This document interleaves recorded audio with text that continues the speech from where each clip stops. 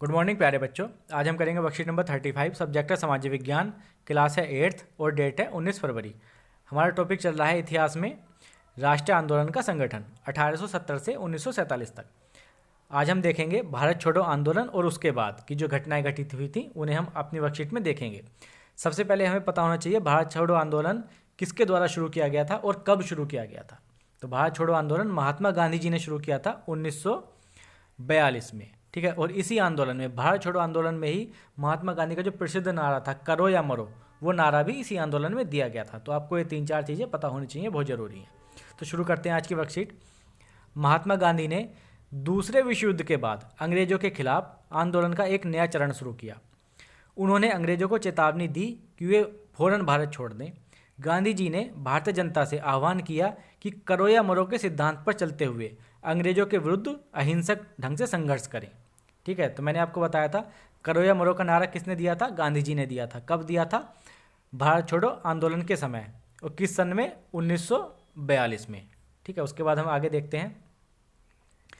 गांधी जी व अन्य नेताओं को फौरन जेल में डाल दिया गया। जैसे ही गांधी जी ने करो या मरो का नारा दिया और अंग्रेजों के खिलाफ जो है संघर्ष का बिगुल बजाया, गांधी जी सहित जितने भी अन्य बड़े नेता थे सबको अंग्रेजों ने गिरफ्तार कर लिया और जेल में डाल दिया। इसके बाद होता क्या है, जनता में जो रोष उत्पन्न हो गया, गुस्सा उत्पन्न हुआ, तो आंदोलन बढ़ता चला गया। इसके बावजूद आंदोलन दबा नहीं, बढ़ता चला गया। तो देखेंगे अब हम। इसके बावजूद यह आंदोलन फैलता गया। किसान और युवा वर्ग इस आंदोलन में बड़ी संख्या में शामिल हुए, ठीक है। जो किसान थे, विद्यार्थी थे, युवा वर्ग था, वो सब इस आंदोलन में पूरे देश भर में जुड़ते चले गए। विद्यार्थी अपनी पढ़ाई लिखाई छोड़कर आंदोलन में कूद पड़े। देश भर में संचार और राज्य सत्ता के प्रतीकों पर हमले हुए, ठीक है। जो जितने भी अंग्रेजों के राज्य सत्ता के प्रतीक थे उन पर जनता ने हमले किए।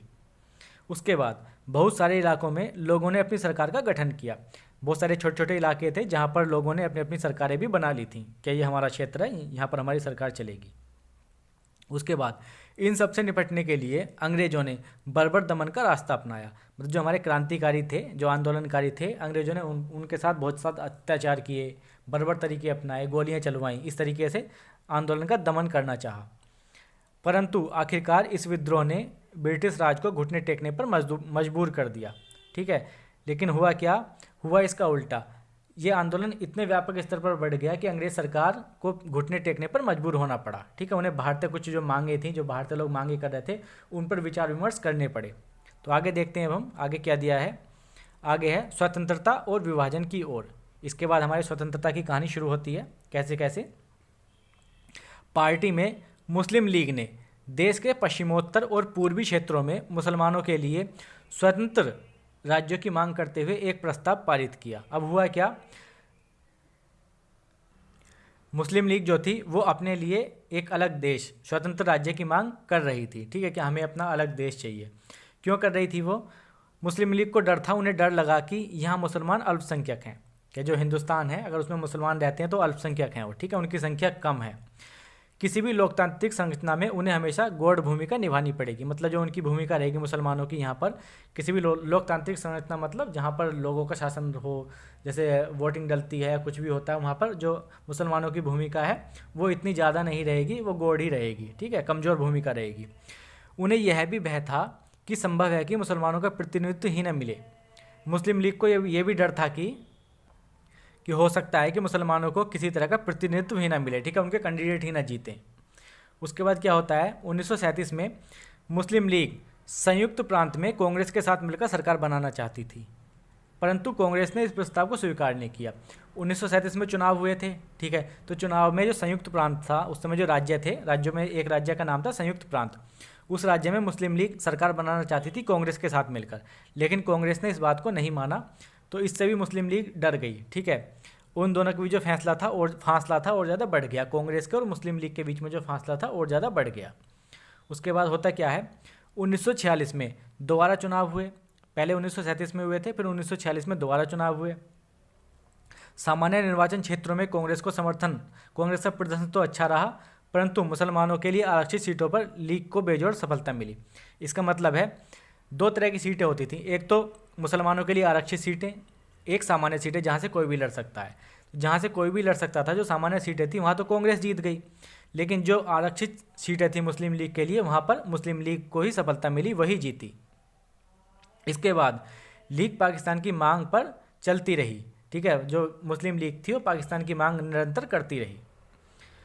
आगे देखेंगे अब हम। इसके बाद होता क्या है, फिर कैबिनेट मिशन भारत में आता है, ठीक है। कैबिनेट मिशन मार्च 1947 में ब्रिटेन के मंत्रिमंडल ने इन मांगों के औचित्य को समझने और स्वतंत्र भारत के राजनीतिक भविष्य को तय करने के लिए 3 सदस्यीय परिसंघ भारत भेजा। जो कैबिनेट मिशन है कब भारत आया था, 1947 में भारत आया था, ठीक है। क्यों आया था, जब भारत में जो स्वतंत्र राज्य की मांग हो रही थी उसका औचित्य को समझने के लिए, और मुस्लिम लीग जो अलग देश की मांग कर रही थी उन दोनों के औचित्य को समझने के लिए, और स्वतंत्र भारत के राजनीतिक भविष्य को तय करने के लिए। अगर भारत स्वतंत्र होगा तो उसका राजनीतिक भविष्य कैसा होगा, इन सब बातों पर विचार करने के लिए कैबिनेट मिशन भारत आया था। इस परिसंघ ने सुझाव दिया कि भारत अविभाजित रहे। जो कैबिनेट मिशन था इसने कहा कि भारत के हम टुकड़े नहीं करेंगे, भारत अविभाजित रहेगा, ठीक है, एक ही रहेगा, 2 देश नहीं बनेंगे। और उसे मुस्लिम बाहुल्य क्षेत्रों को कुछ स्वायत्तता देते हुए एक ढीले ढाले संघ के रूप में संगठित किया जाए। कैबिनेट मिशन ने प्रस्ताव दिया कि जो मुस्लिम बाहुल्य क्षेत्र हैं उन्हें कुछ स्वायत्तता दे दी जाए, ठीक है, ऑटोनॉमी दे दी जाए, और इस तरीके से एक ढीले ढाले संघ के रूप में भारत को संगठित किया जाए। पूर्ण रूप से स्वतंत्र नहीं, एक ढीले ढाले संघ के रूप में। फिर होता क्या है, कांग्रेस और मुस्लिम लीग दोनों ने ही इस प्रस्ताव के कुछ प्रावधानों पर सहमत नहीं थे। मतलब दोनों जो थे, कांग्रेस क्या चाहती थी, पूर्ण स्वतंत्रता चाहती थी, मुस्लिम लीग क्या चाहती थी, अलग से अपना देश चाहती थी, तो इसलिए दोनों ही इसके प्रस्तावों पर सहमत नहीं थे। अब देश का विभाजन अवश्यंभावी था।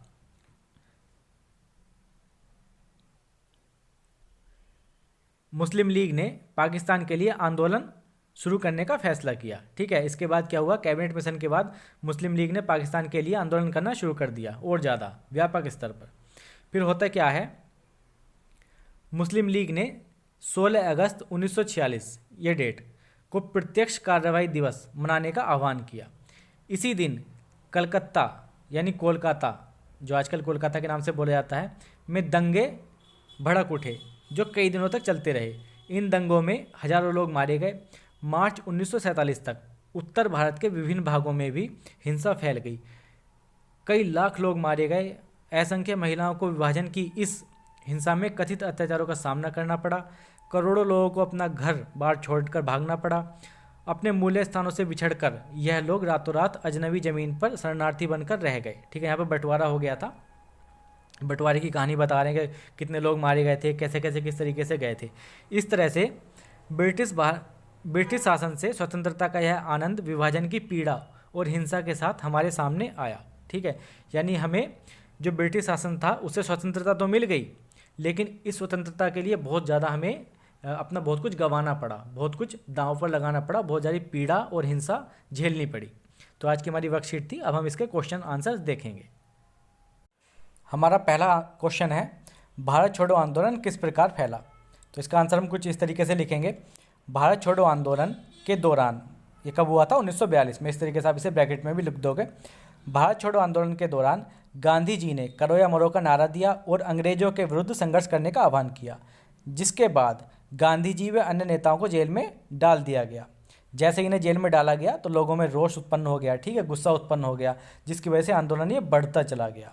अंग्रेज तो ये सोच रहे थे कि हम इस आंदोलन को दबा देंगे, लेकिन उसका उल्टा हो गया। फिर क्या हुआ, इसके बावजूद इस आंदोलन में देश भर से किसान और युवा जुड़ते गए और यह आंदोलन फैलता गया। ये हमारा पहले क्वेश्चन का आंसर हो जाएगा। नेक्स्ट क्वेश्चन देखते हैं हमारा। अब मुस्लिम लीग ने मुसलमानों के लिए स्वतंत्र राज्य की मांग क्यों की। इसका आंसर हो जाएगा, मुस्लिम लीग द्वारा स्वतंत्र राज्य की मांग के निम्नलिखित कारण थे। कौन कौन से कारण थे, एक कारण तो हमारा ये हो जाएगा, मुस्लिम लीग को डर था कि यहाँ मुसलमान अल्पसंख्यक हैं, जिसके कारण लोकतांत्रिक संरचना में उनकी भूमिका नाम मात्र की रहेगी। फिर एक दूसरा डर और था मुस्लिम लीग को, कि मुस्लिम लीग को यह भी डर था कि मुसलमानों को प्रतिनिधित्व ही ना मिले, ठीक है, यानी उनका कोई प्रतिनिधित्व जीते ही ना, यह भी डर था मुस्लिम लीग को, इसलिए उन्होंने एक स्वतंत्र राज्य की मांग की थी। नेक्स्ट क्वेश्चन है हमारा, कैबिनेट मिशन का गठन क्यों किया गया, इसके क्या प्रस्ताव थे। तो इसका आंसर हम कुछ इस तरीके से लिखेंगे, कैबिनेट मिशन का गठन भारत की स्वतंत्रता की मांग तथा मुस्लिम लीग की स्वतंत्र राज्य की मांग के औचित्य को समझने तथा स्वतंत्र भारत के राजनीतिक भविष्य को तय करने के उद्देश्य से किया गया था। ठीक है, और आगे पूछा गया इसके क्या क्या प्रस्ताव थे। तो कैबिनेट मिशन जो मिशन था उसने कुछ प्रस्ताव दिए थे, कौन कौन से थे। एक था भारत अविभाजित रहे, दूसरा था मुस्लिम बाहुल्य जो क्षेत्र थे उन्हें कुछ स्वायत्ता दे दी जाए, तीसरा था भारत को एक ढीले ढाले संघ के रूप में संगठित किया जाए। तो ये 3-4 प्रस्ताव दिए थे कैबिनेट मिशन ने। नेक्स्ट क्वेश्चन देखते हैं, हमारा लास्ट क्वेश्चन है ये।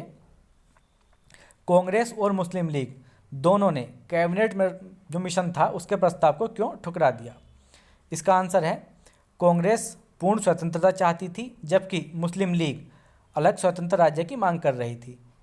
दोनों ही कैबिनेट मिशन के प्रस्ताव से सहमत नहीं थे, क्योंकि जो कैबिनेट मिशन के जो प्रस्ताव थे वो तो ये थे। ठीक है, ये दोनों इसलिए इसके प्रस्तावों से सहमत नहीं थे, इसीलिए दोनों ने कैबिनेट मिशन के प्रस्ताव को ठुकरा दिया। तो हमारे लास्ट वाले क्वेश्चन का आंसर हो जाएगा।